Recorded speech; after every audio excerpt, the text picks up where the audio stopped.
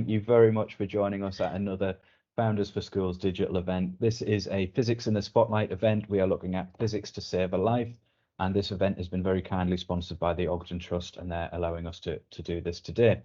My name's Andrew. I'm going to be your moderator. I'm going to introduce your speakers today. We've got three fantastic speakers who are going to tell us a little bit about what they do, how their work is helping in this field, and what their background is and how they got to where they are. We're also really keen for you to send us any questions. Any questions that you've got, please put them in the chat. If you can keep things like your microphone and cameras turned off during the session, that would be really helpful. We'll put any questions that you've got for the speakers in the chat, and at the end of the three talks, we're going to come back and revisit them. So our three speakers today, we've got Carol, who is a PhD student at the Institute of Computational Cosmology at the University of Durham. We've got Mihir, who is working at Inspiritus Health, looking at how technology can help with health outcomes. And we've also got Simon, who's here with us from Fraunhofer, and is going to talk a little bit about the fantastic work that he does.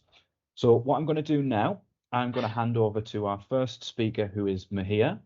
Mihir, are you okay to talk us through a little bit about what it is that you do? Yes, just give me a second to share my screen. Fantastic.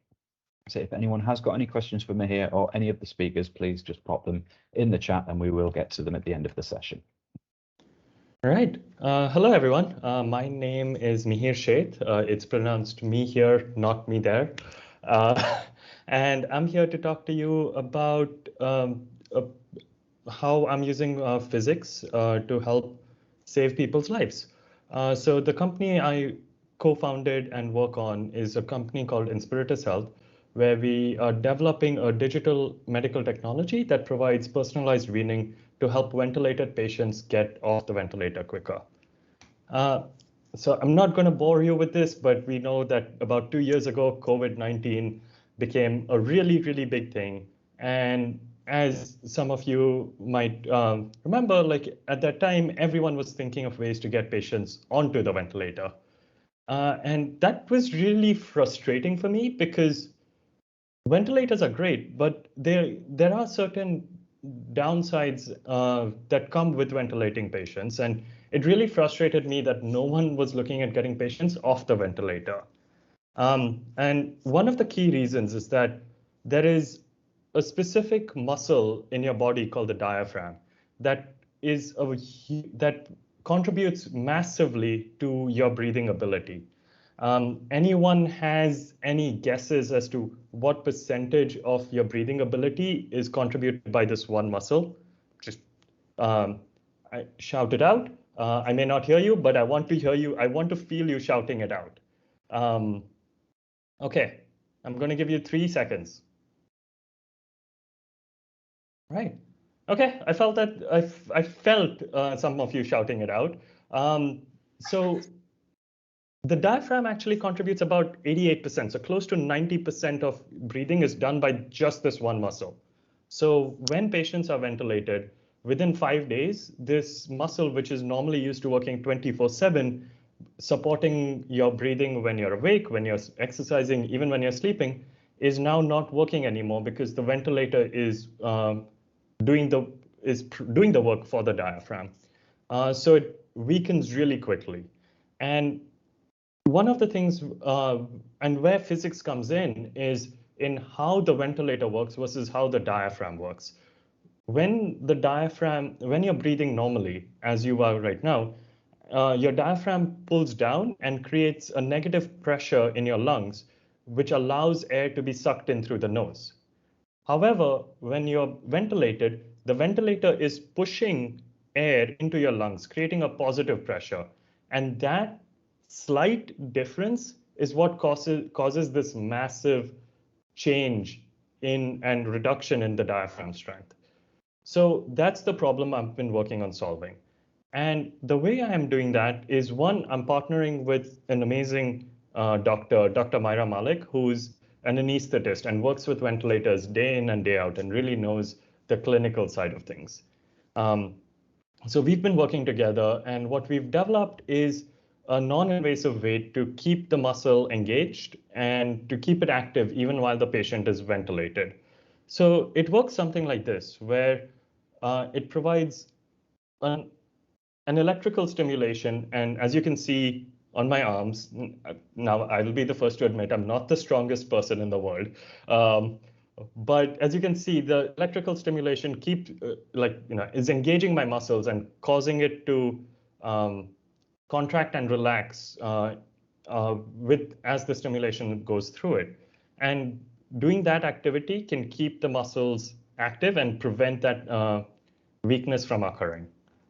So one thing I did with this is that I tested it. And when I tested it with, as you can see in the ultrasound here, if you pay attention out here and at this white line, actually, I'm not sure you see my cursor.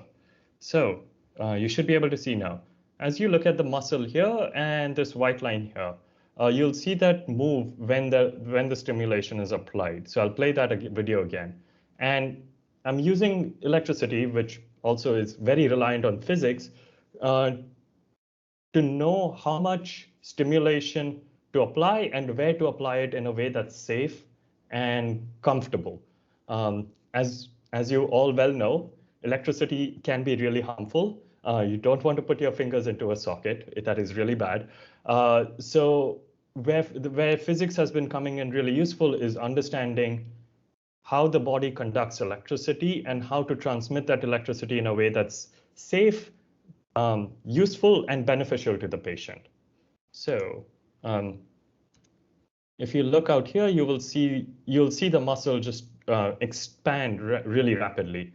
And you will also out here, this white line here is the diaphragm, and you will see it move again at the same time the stimulation comes through. And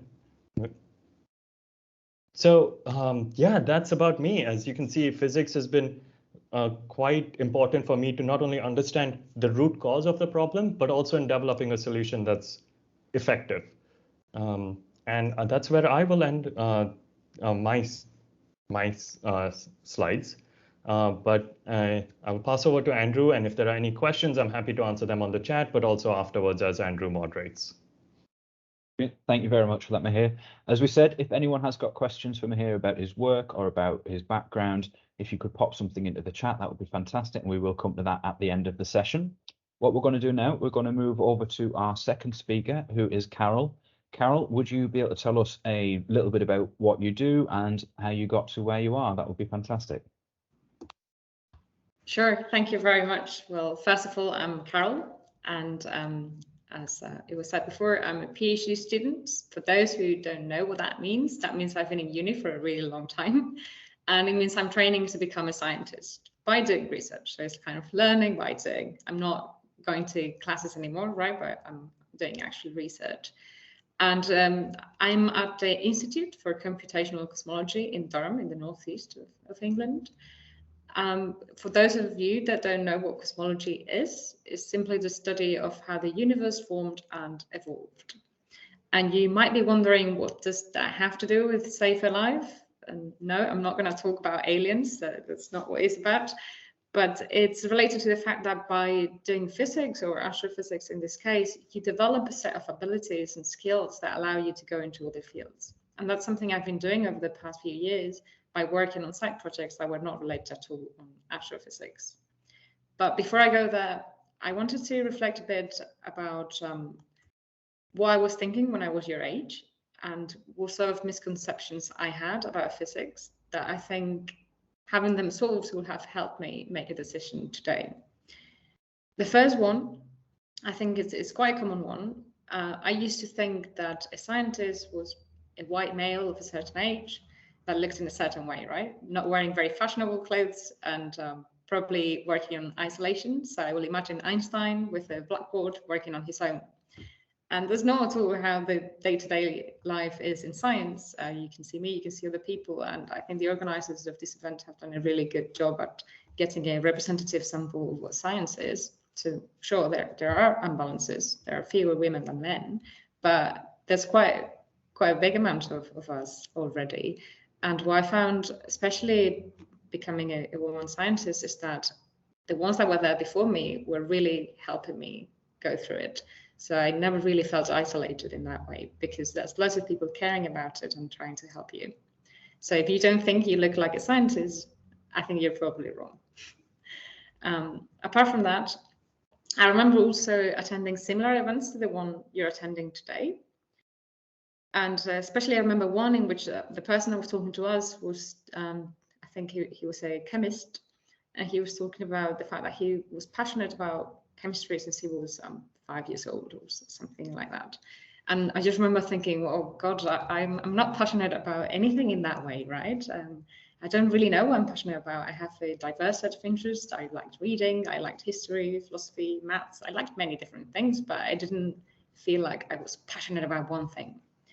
And yeah, so my advice there would be, don't stress about that. That's really, really common. Most people around me that work in this building with me didn't know they wanted to be astrophysicists since they were born. So I've been asking around my colleagues, and most of them didn't really know. Then they develop that as you grow older. Or sometimes your passion might change, right? You might be very passionate about something, and in 10 years' time, that could be different. And that is something very nice as well to experience. And finally, the last misconception I wanted to mention is that I remember people, when I started my undergraduate degree in physics, people telling me, when they ask, what do you want to do later? Do you want to become a school teacher or work in a lab? Those seem to be like the two options you could take. And my experience has been nothing like that. There's so many options if you do physics. You can do so many different things. If I think about my colleagues that already finished the PhD, you have people going into finance, people going into the video game industry, healthcare, humanitarian action even. So physicists are useful anywhere. And myself, I've been working on machine learning at Amazon, working on language and how machine understands language, and doing COVID-19 simulations. So that's what ties with a Safe Alive topic, which was actually very similar to doing cosmology simulations. So those skills are utilized in many different fields, not only because we know mathematics, which is definitely true, knowing maths really help you understand these problems better, but also because as physicists, we're used to dealing with messy worlds. So the world is not ideal. It's hard from the problems you see at school, right? Where you have a problem and you're given all the data, you need to solve it. And you know that if you haven't used one data point, you're probably wrong, right? Because you probably need them all. As a researcher, I found that very, very different, right? You have to deal with the fact that you don't know many things. And even the ones that you don't know them for sure. So for instance, I could tell you that my age is between 20 and 30, but you won't know how old I am. But anyways, you can get some information out of it. You can make a picture of how my day-to-day life might be, only knowing what range I am in. And this is the kind of situation we see ourselves in a lot. Finally, something that I think I would like to tell you about working in research is the fact that you end up traveling a lot. So not only you work with a very diverse set of people, that I think it's already something very good, because I have friends from all over the world, and you get to learn different languages, different cultures. And in my case, that has been something extremely valuable. And I'm sure that it would be for many different people. Like, having said that, I think I'm going to stop here and just wait to hear some of your questions. Thank you. Brilliant, Carol. Thanks very much for that. Like we say, we'll come back at the end for questions. That's really interesting. I'm sure there'll be some come through. But I'd like to encourage people to pop anything in the chat that they would like to hear about from any of our speakers, and we will come back to them at the end. So what I'm going to do now, I'm going to pass over to our third and final speaker. Simon, could you tell us a little bit about yourself, a little bit about what you do and what your organisation do, and how you got to where you are, and what's so interesting about the work you do? Thanks very much, Andrew. That's great. How interesting. I'm very lucky to even join in and hear from me here and Carol. Everyone has their own story, and it's fantastic. So I'm Simon. I'm the chief executive of a company called Fraunhofer UK, and we have a research centre in Glasgow called the Centre for Applied Photonics. And here are some of my colleagues. They're not all there. Carol was talking about the diversity. We have colleagues from France and Italy and Germany and India and China and Africa.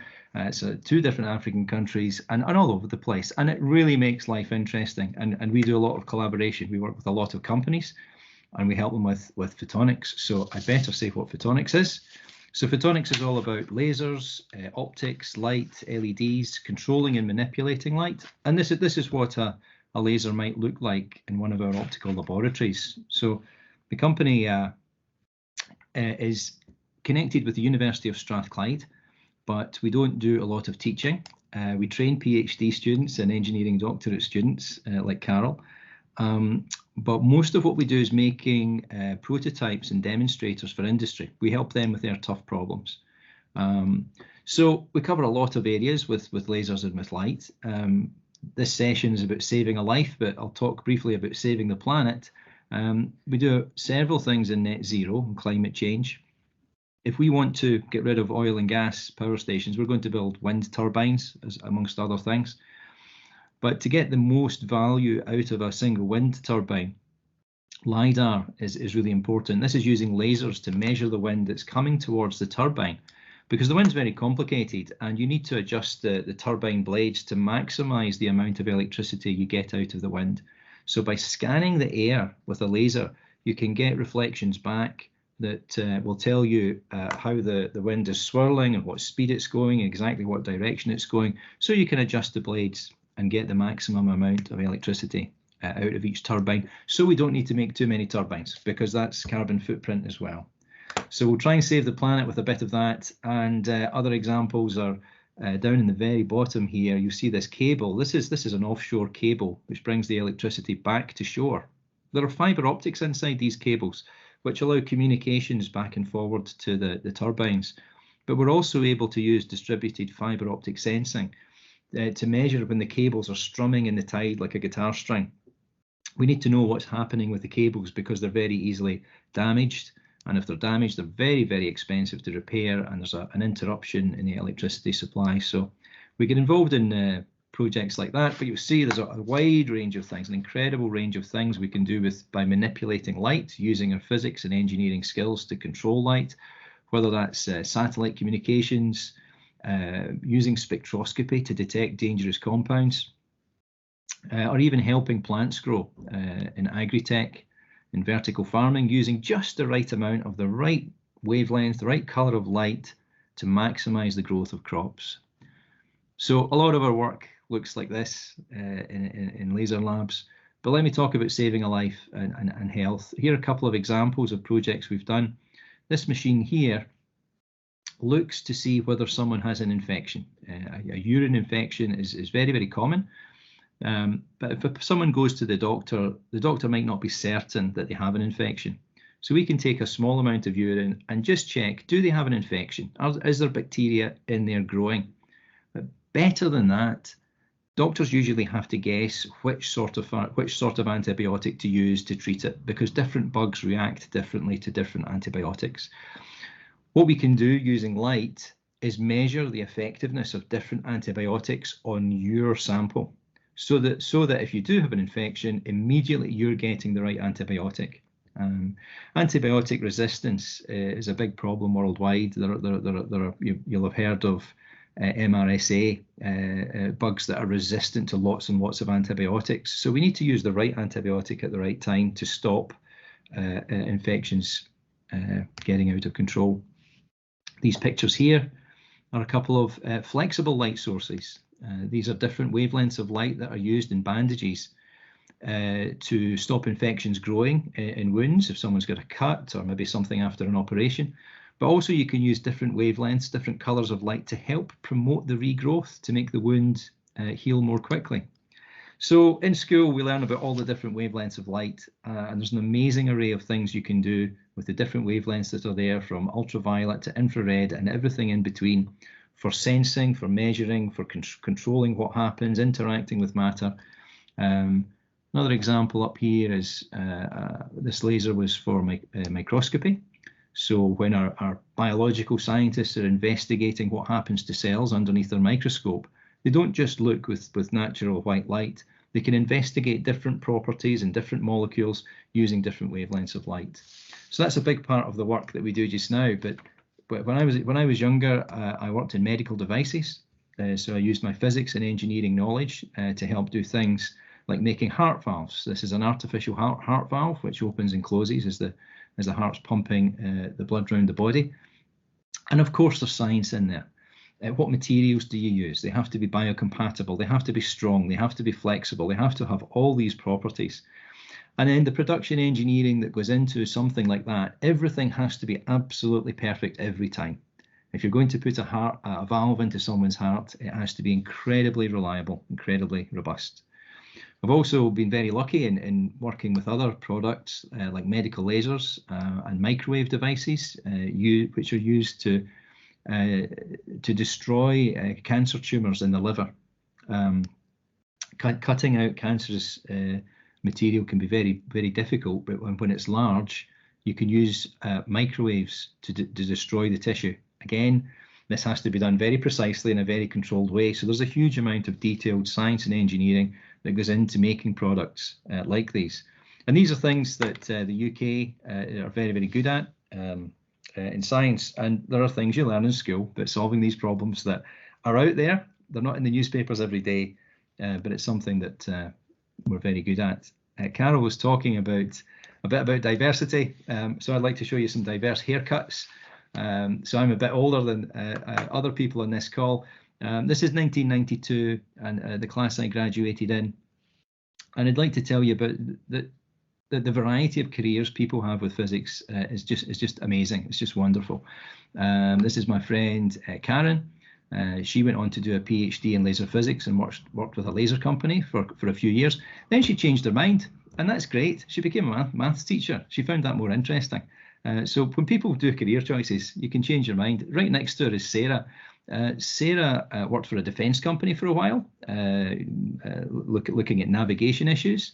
Then she worked with a medical device company called Optos in Dunfermline. They make one of the world's best retinal scanners. They use lasers to take a picture of the back of your eye to make sure it's healthy and to investigate other diseases. And now she's the Chief Operating Officer of the National Manufacturing Institute for Scotland. So a very interesting career for Sarah. Other people have worked for British Steel and semiconductor industry.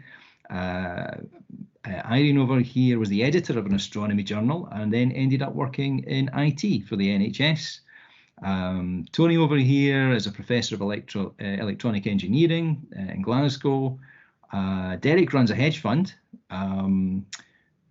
Scott went off to the oil industry in Aberdeen and now actually owns his own oil company in Nigeria. I'm sure we're trying to phase him out. Sorry, Scott.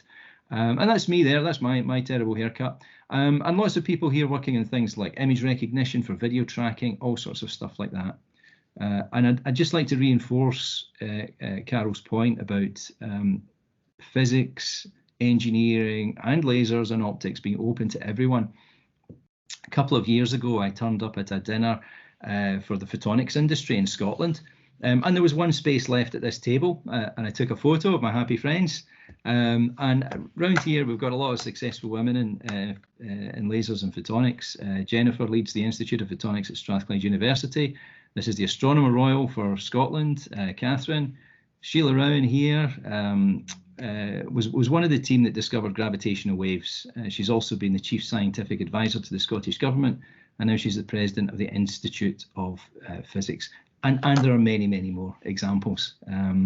So I think I'll stop there, but just with that picture, there's a huge number of things that can be done with lasers, a huge number of things that can be done with physics and engineering. It really is an exciting career. There's loads of opportunities. And I've got to say, some of it takes hard work, but it's worth it. It's not all about, we're not all Einstein. You don't need to be a genius, but if you're interested and willing to learn, then there are plenty and plenty of opportunities out there.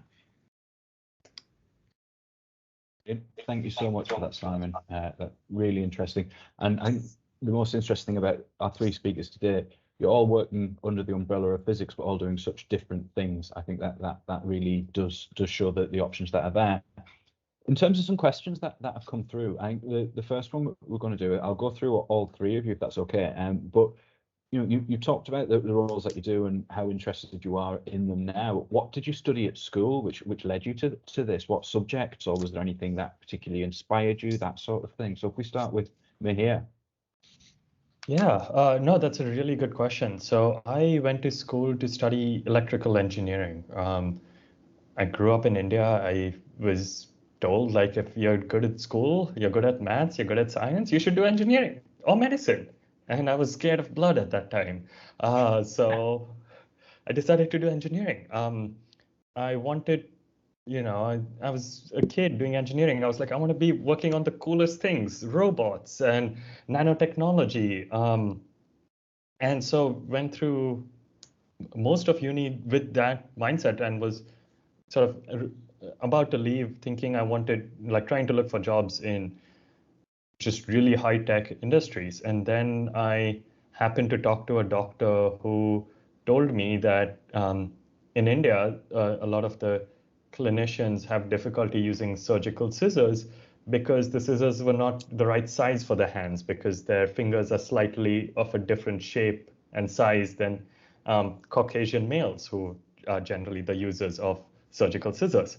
And almost overnight, that just flipped what I wanted to do. I went back and I realized as I started thinking about this and doing some research, I found out that about 80% of medical devices were designed for 10% of the world's population.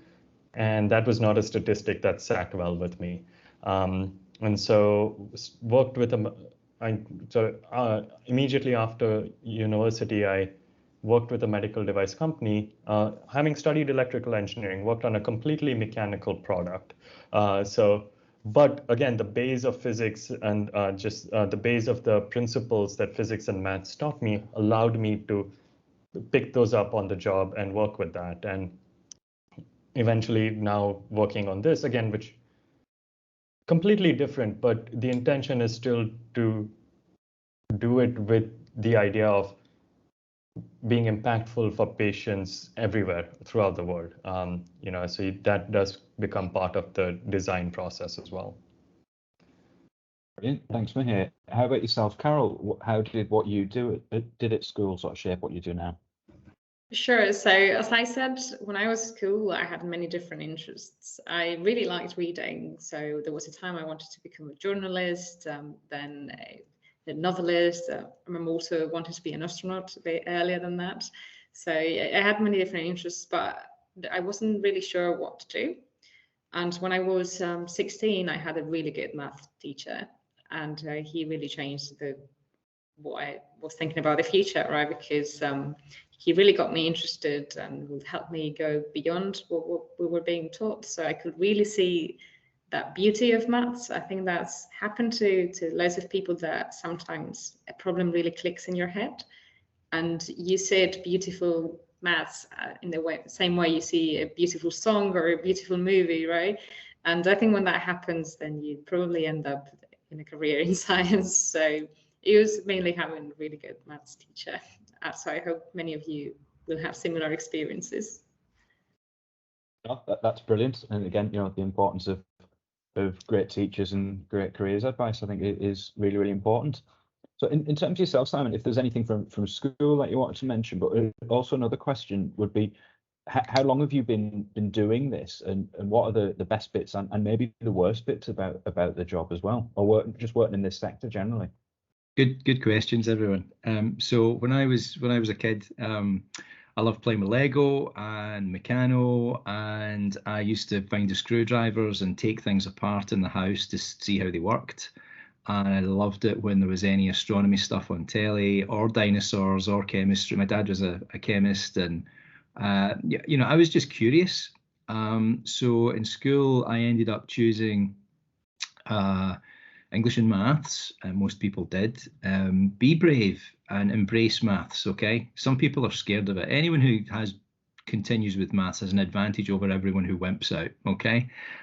Physics and chemistry were brilliant. Geography, I love technical drawing. It's sometimes not a specific subject anymore, but you get your design subjects at school. It's great. So I decided to do physics at university as a degree because I had a wonderful physics teacher who explained that lasers were the future, and how many jobs were going to be. But really, I chose physics because I thought I didn't know what sort of engineer I wanted to be. Would it be electrical, mechanical, civil, would I build bridges, or what?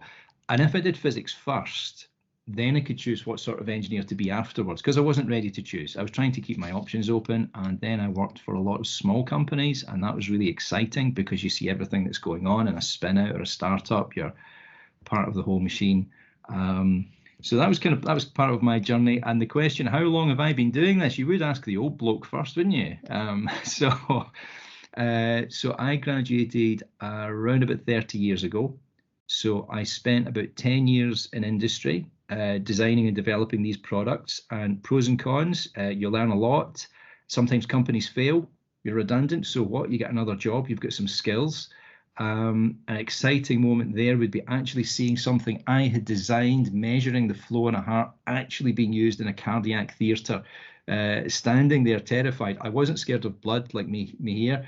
The patient with their chest cracked open, the heart's beating away, and my device is inside measuring the blood flow. That's a highlight. Downsides, yeah, sometimes products fail. Science is about exploring and learning, and not everything works. And then sometimes the whole company fails because you're trying to do something, be really at the limits of some materials or some measurements. So after industry, I worked in a university helping industry solve their problems, and then that kind of turned into this company where I have a great time learning about all the different sectors, all the different industries, and how light can solve problems for those sectors. So I have a lot of fun. No, brilliant answer. Thank you very much for that. I think we'll direct the next one at Mahir, if that's all right. And so again, you can touch on the pros and cons and things that we've mentioned as well. But if you had one piece of advice for people who are thinking about getting into this sort of work, entering into this sort of field, what would that be?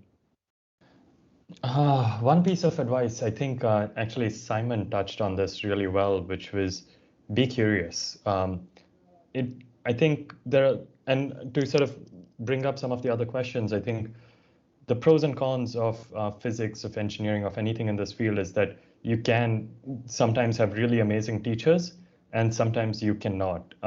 But if you're curious and you're willing to be brave and ask the questions and find the answers,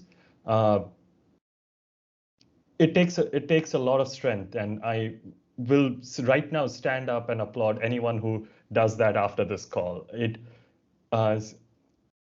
It's not easy, but if you are able to do that, then nothing really I've found can stand in your way.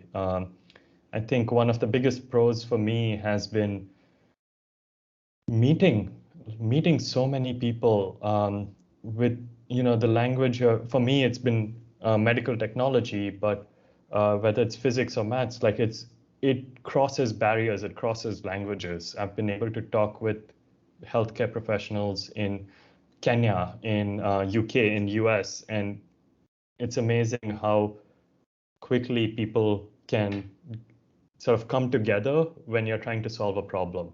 And when they see that you have like a physics background or an engineering background and you're able to solve it rather than just talk about solving it, that for me that's been one of the most heartwarming highlights of just people coming to me with like, hey Mihir, we have this problem in this unit in the hospital right now, can we talk to you and like try and find a way to solve it? And I'm like, yes, I'm going to work with you. It's not because as an engineer, I don't want to be in a lab trying to solve the problem. I want to be with the patients or with the clinicians who are experiencing the problem day in and day out. And that's just my philosophy. And I think, that's been my experience. And yeah, be brave. And if you are, I will give you a standing applause wherever you are. Yeah, that's great. Thanks, Mahir. I think we'll come to Carol for the next one. Again, if there's anything you want to add in terms of what's already been said about the previous questions, please do feel free. But you mentioned traveling as well, and someone's asked, where have you been able to travel to with your job? What sorts of different places have you been to? Sure. So I've actually been very lucky with that until 2 years ago, right, where all traveling stopped.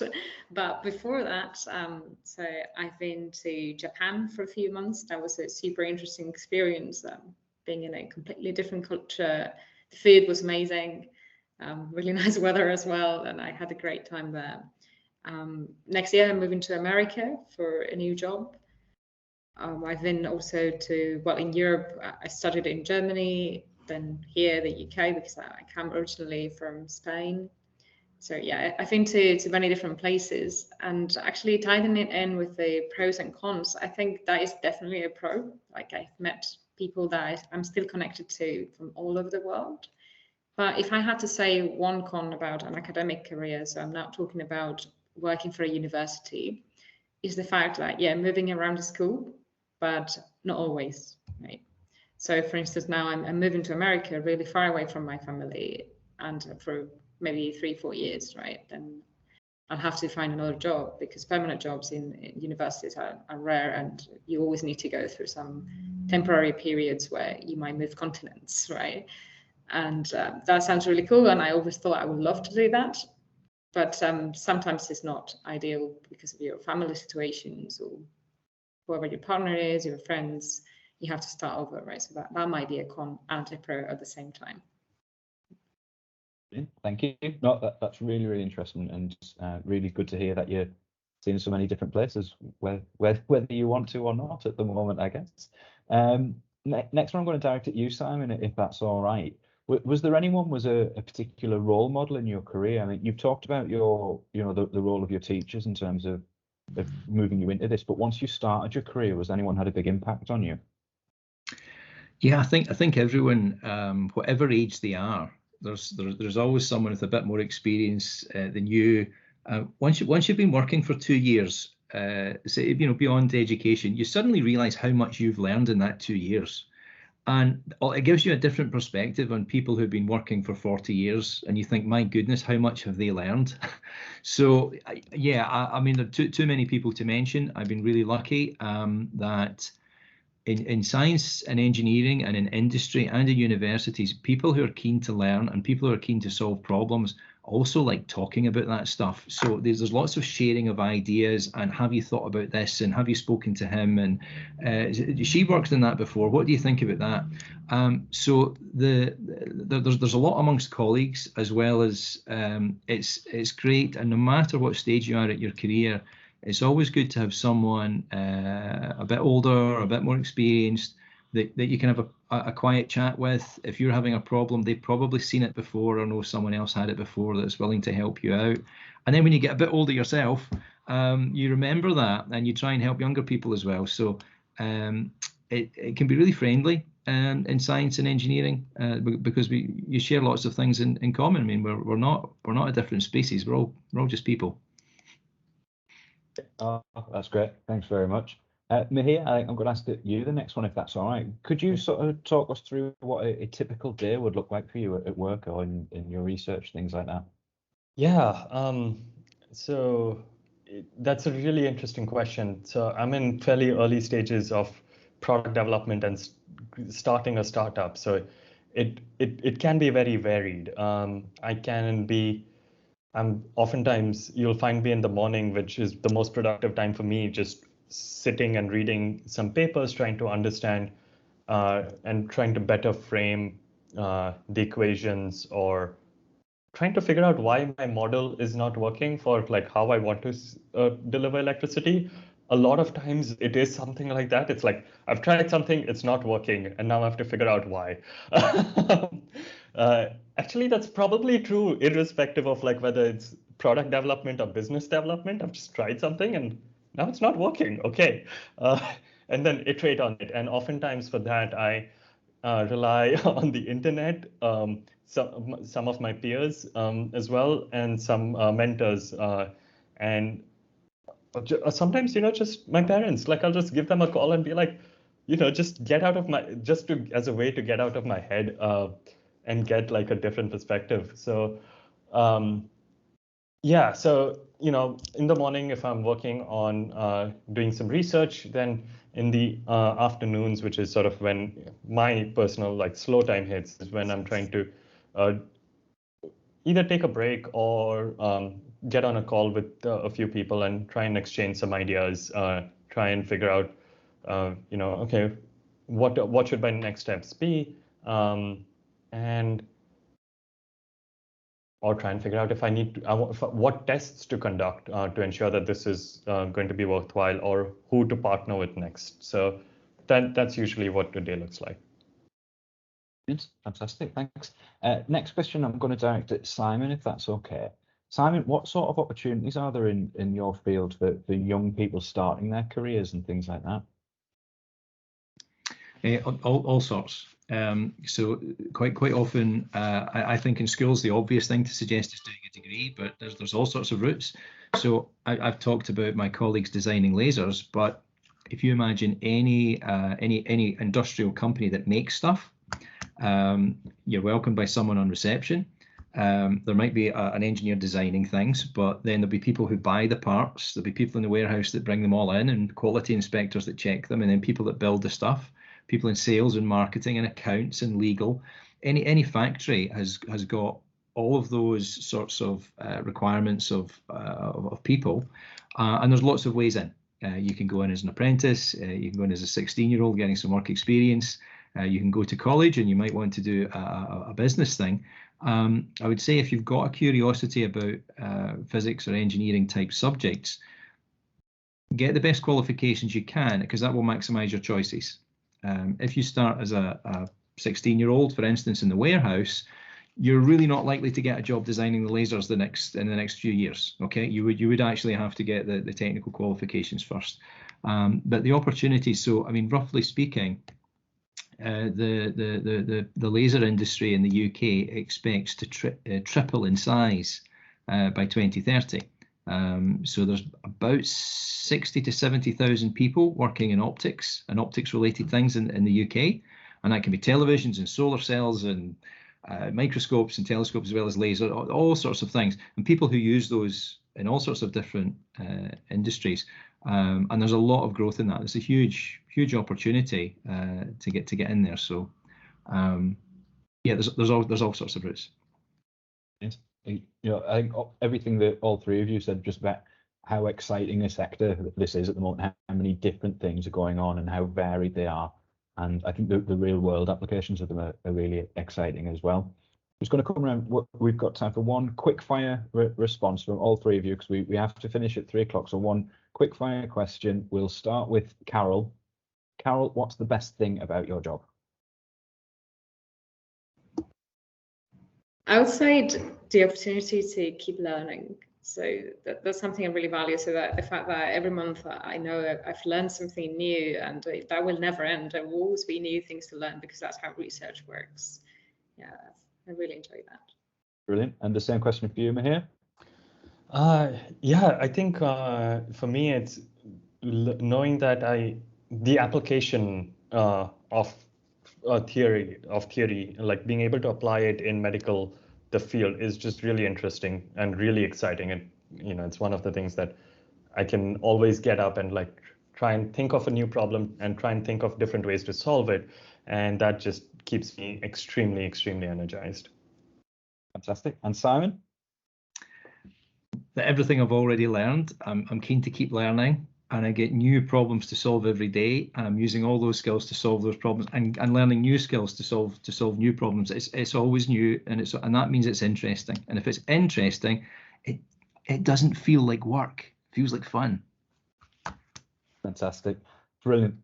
That's been brilliant from all three of our speakers. A big thank you again from everyone at Founders for Schools for joining us. That's been really interesting. So thank you to Simon, thank you to Carol, thank you to Mahir, thank you to the Ogden Trust for sponsoring this event, and thank you to everyone who's joined in to watch us. We hope we see you again at another Founders for Schools digital event, or if you would like to book events like this and speak to such inspirational people as these in your school, then please have a look at our website at founders.com, foundersforschools.org.uk. And that's everything from me. So once again, thank you, and we will see you next time. Bye-bye.